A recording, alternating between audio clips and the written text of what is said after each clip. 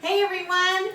I haven't made a video since last week. I've been kind of dwindling on the videos. I've been doing a lot of stuff, a lot of outdoor working and indoor working, and so I wanted to make sure I'm bringing you all videos of recipes that are really special or really delicious or really good, not just something I found on Pinterest or something like that. So everything that I'm showing you is what I do with my family, and that way I know that it's delicious and that it's easy, and I can show you how to prepare it. Okay, so I am sporting today. I thought it would be fun to wear my New York Yankees, one of my jerseys. I've got several jerseys. We are huge New York Yankee fans, and I am just bummed because, there's no baseball right now. Like, there's nothing right now. But when we do get to resume our daily stuff, I don't know if Major League Baseball will resume. We're not for sure on what's going to happen. So I'm really sad about that. Jeremy and I will be married 20 years in August, and we have been to close to 75 New York Yankees baseball games.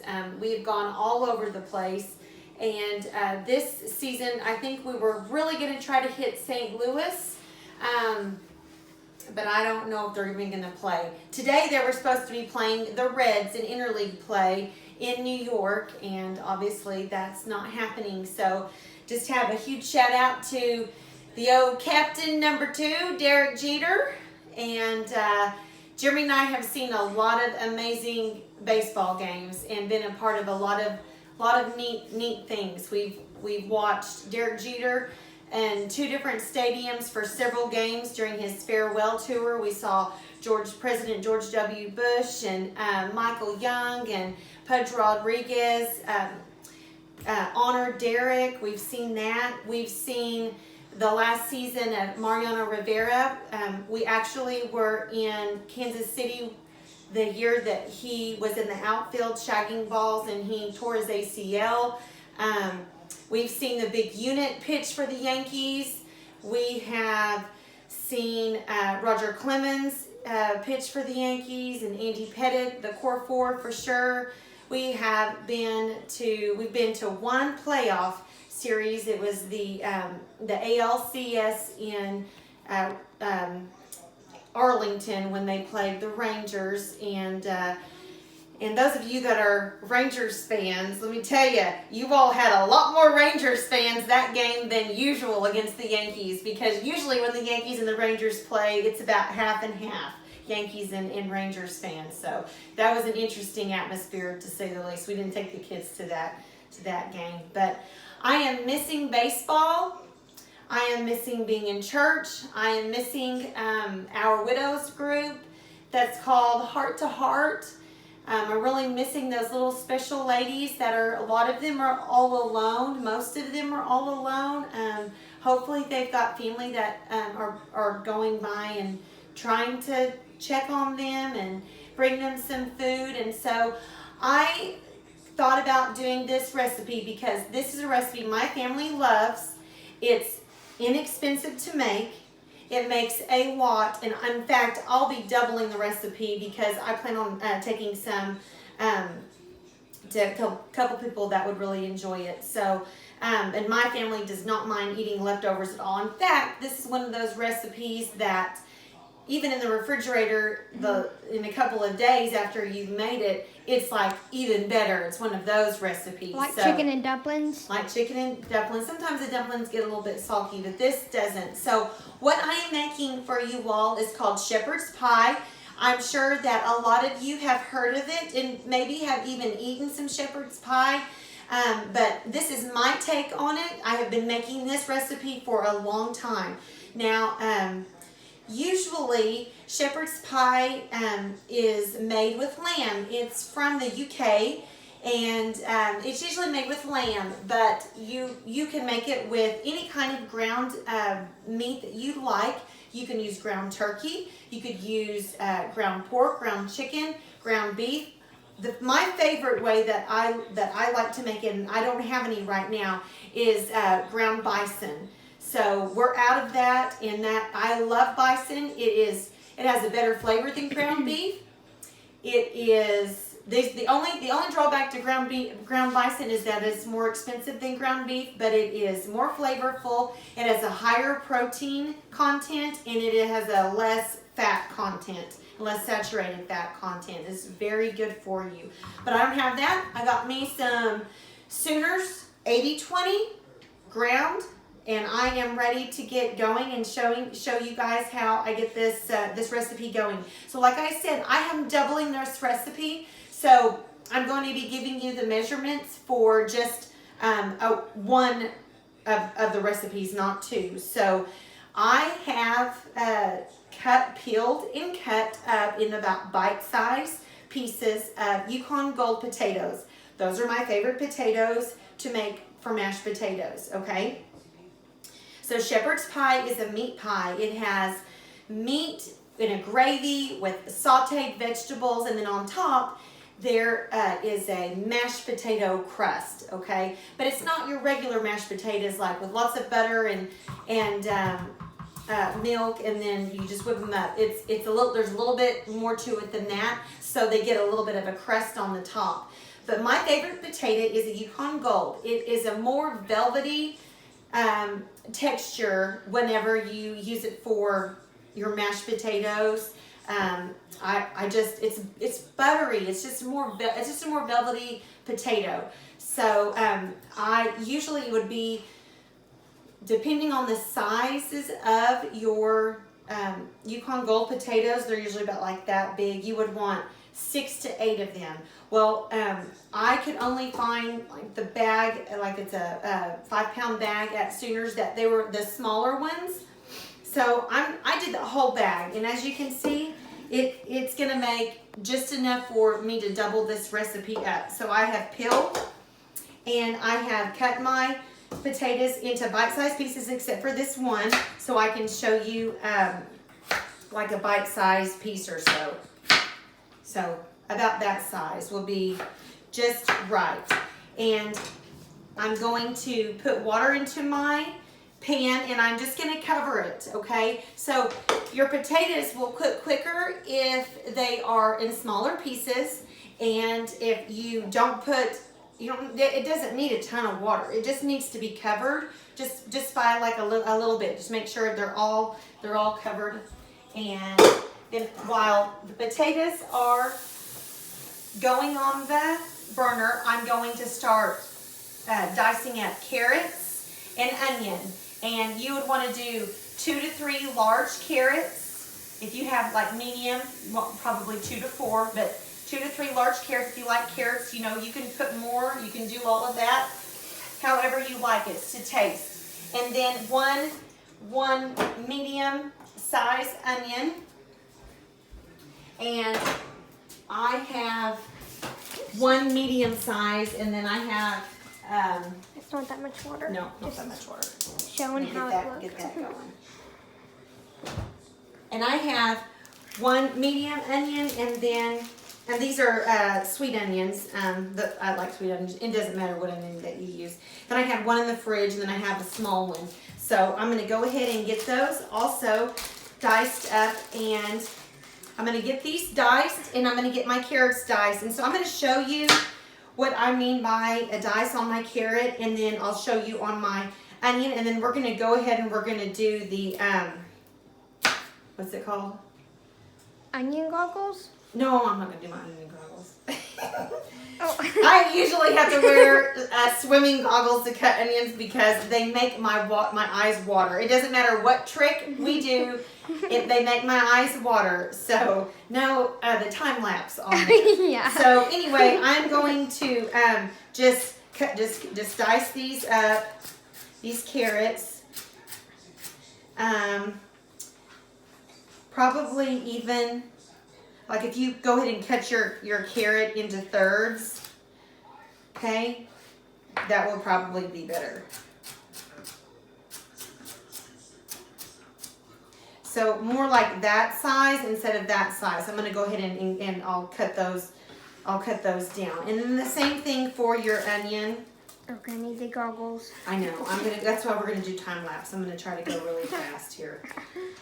So I hope my eyes don't start. I know.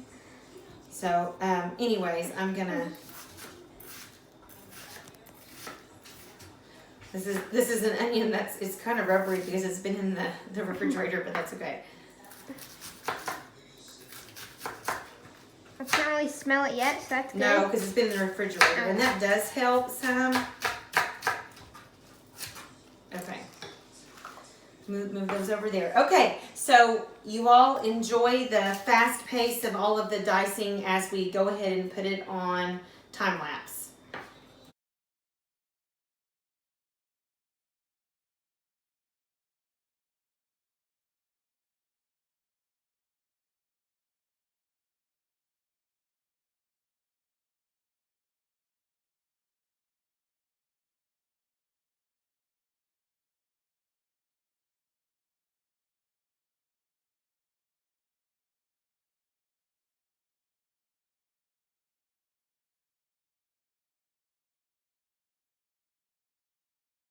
Okay, so everything is diced up and ready to go into our hot pan that I am going to put some oil in. I like to use avocado oil, whatever you want. If you want to use butter, if you want to use vegetable oil, canola oil, be my guest. I'm going to use avocado oil, and I'm going to stick my onions and carrots in first and get them going, and I'm going to add my ground beef.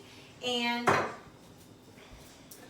so I want to reiterate what ingredients we've used so far. So I used a whole 5-pound bag of the Yukon Gold potatoes. They were the small ones. So normally, if I was just making it for just 4 people with some leftovers, then it would be like 6 to 8 of those size of Yukon Gold potatoes. If you're using russet potatoes or bigger potato, 4 to 6 is great. And then a medium onion, whatever kind of onion you would like, and then 2 to 4 carrots, depending on the size.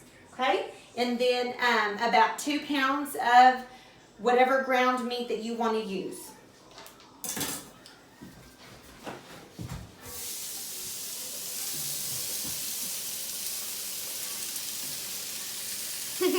And we are going to cook the carrots and the onion with the ground beef until the ground beef is all browned up.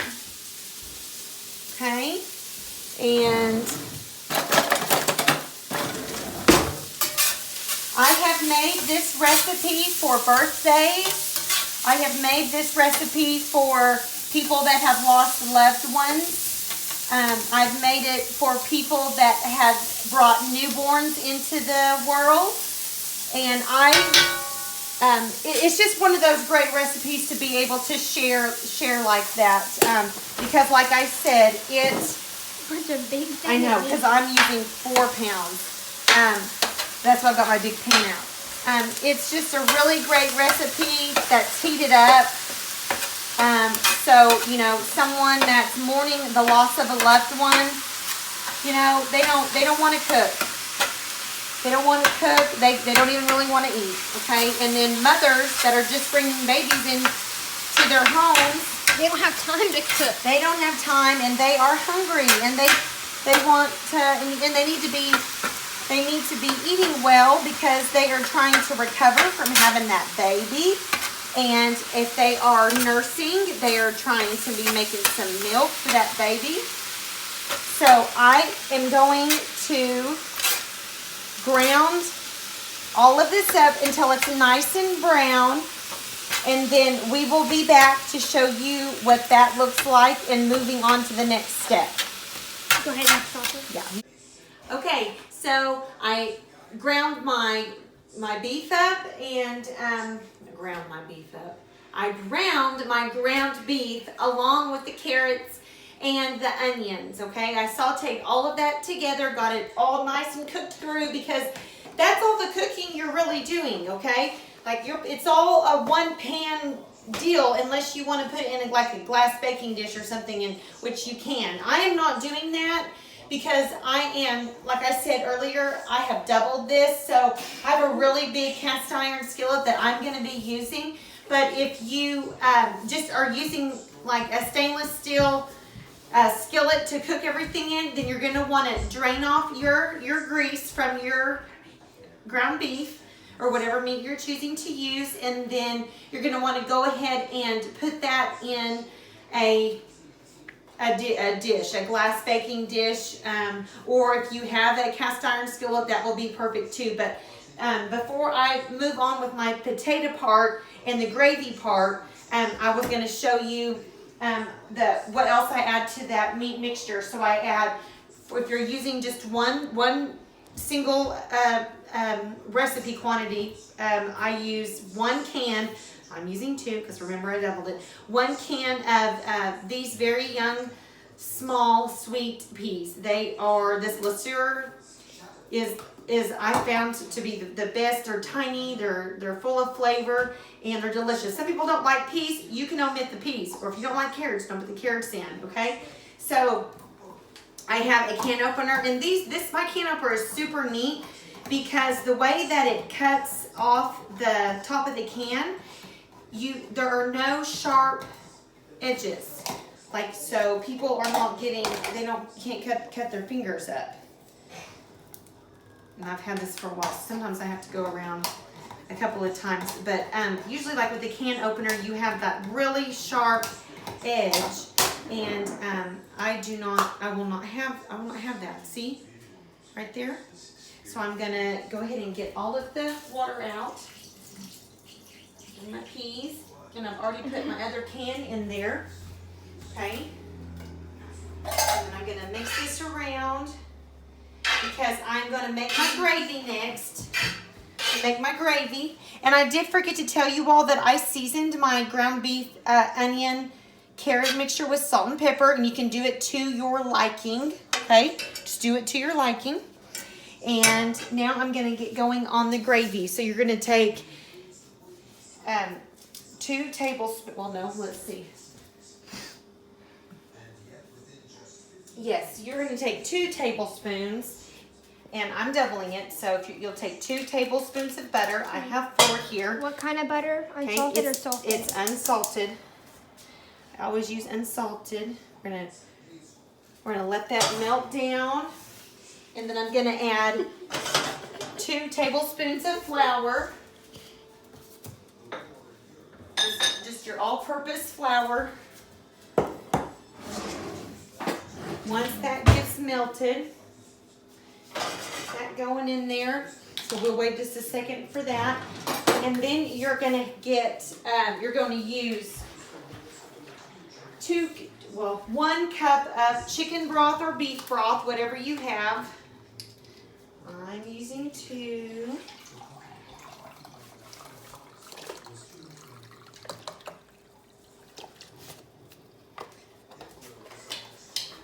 So we'll get that ready. And I'm going to get a little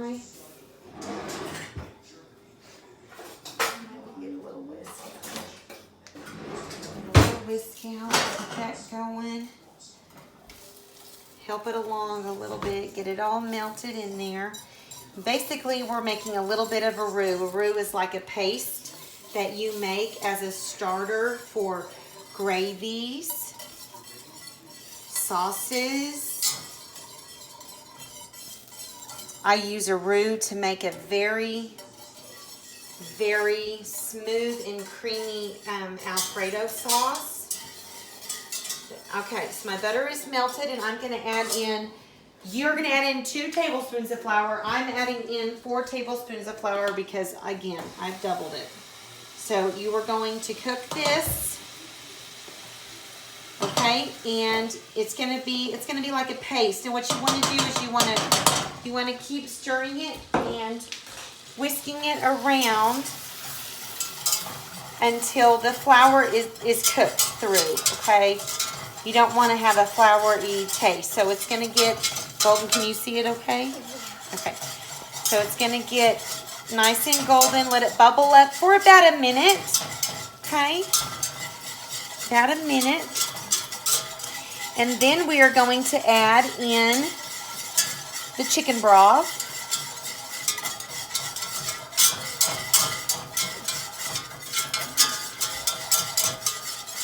All right, that nice and cooked out. Okay, I'm gonna go ahead and add in the chicken broth. Y'all cannot see this, but I am in a very weird position. I'm gonna add my chicken broth, and then I'm going to whisk that in. Okay, get it nice and mixed together with the chicken broth and the flour butter mixture. Then I'm going to add in about 3 or 4 dashes of Worcestershire sauce. Okay, this makes the sauce, and I didn't add a ton of salt to my ground beef because my gravy is going to be pretty salty with the Worcestershire sauce. So I didn't know you put gravy in it. Like it all in the So I like it heavy. I'm a heavy-handed person when it comes to, and I put more than what I said for you to put in there because I am doubling it. Yeah, I am doubling. Okay, so we're gonna let that get that come to a boil. Okay, it's gonna start to boil, and we're gonna let it boil for about a minute. Okay, and then it'll get nice and thickened up. And while that's doing that, I'm gonna tell you what we've got going on over here. So I drained my potatoes and I put them in a bowl, and in this bowl I have a half a cup of heavy cream, yes, but once it's divided out, it's really not a lot of fat. If you want to skip the heavy cream, you can use milk, but just don't use as much, maybe a 1/4 cup or so. And then I have a 1/4 cup of sour cream, and I have 1 egg yolk, 1 Farmer Mindy's eggs of the egg yolk, not the whole entire egg, not the whites. And I've got that all whisked together. Okay, and then I'm going to put it over my potatoes. Okay, remember you're not making like full-on potatoes. Okay, it's a different type of potato. It is potatoes, but it's not like goopy and all of that. Okay, so my potatoes are still hot. Okay, I don't think my thingy is on all the way. Okay, I think it is. All right. Get those, something's going on with my hand mixer. I don't think the things are attached. And I'm gonna get this all incorporated till it's nice and smooth and creamy. And what that egg and what that fat from that cream is gonna do is make it very smooth and creamy. But you're not gonna have to get this like, I gotta check this, something's going on. Okay, something felt like it was maybe not in all the way. Oh yeah, that one. Okay. Don't worry, Okay. hands are clean, guys. Well, no yeah. corona. I don't know. Something's going on with my hand mixer. So anyway, just ignore that. We're going to get this all mixed together. I'm going to rinse off my hand real quick, and I'm going to check on my sauce because I'm kind of multitasking here. You got to go kind of fast because, like I said, there's no more baking. Okay? All right. So if you want to come look at the gravy, it started to bubble up, and it's gotten a lot thicker. Okay? It's gotten a lot thicker. You can see that, sister, in there?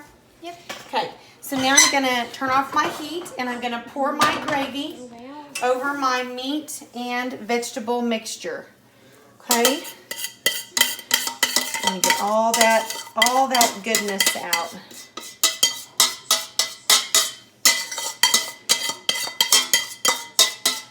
Okay, and I'm going to just gently mix this in because you do not want to tear up your peas. You don't want to tear up your peas here, so I'm just going very gently. And everybody likes their own seasoning, their own level of seasoning. You could even put some cayenne pepper if your family isn't afraid of some heat. Okay, put some cayenne in there. That would be awesome. Okay, and I'm going to kind of level this out because now I'm going to put in my crust, my layer of potatoes. And we're going to make sure that they are all combined really well.